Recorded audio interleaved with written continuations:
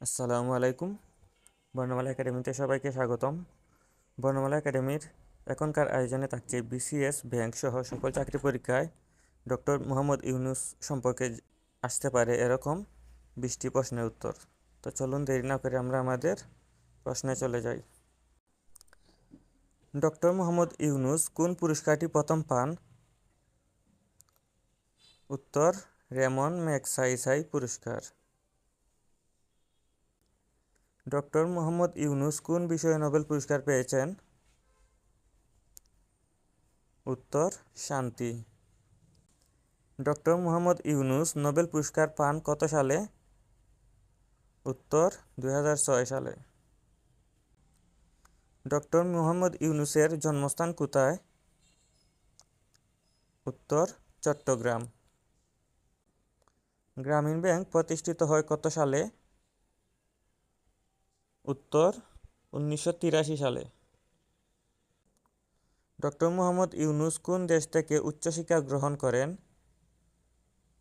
উত্তর যুক্তরাষ্ট্র। গ্রামীণ ব্যাংকের প্রাথমিক লক্ষ্য কী? ক্ষুদ্র ঋণ প্রদান।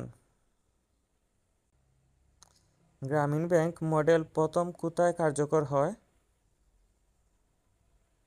জুবরাগ্রাম, চট্টগ্রাম। ডক্টর মোহাম্মদ ইউনূসের প্রথম বইয়ের নাম কি? Banker to the poor.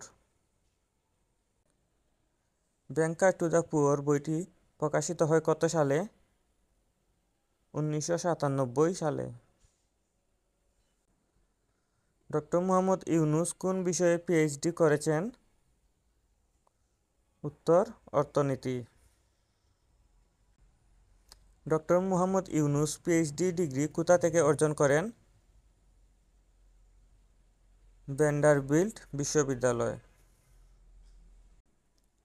Doctor Mohammad Yunus গ্রামীণ ব্যাংক প্রতিষ্ঠার কাজ শুরু করেন কত সালে?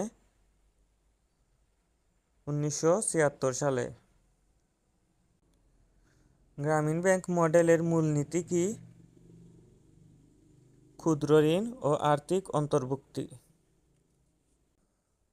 ডক্টর মোহাম্মদ ইউনূস নোবেল পুরস্কার শেয়ার করেন কোন প্রতিষ্ঠানের সাথে?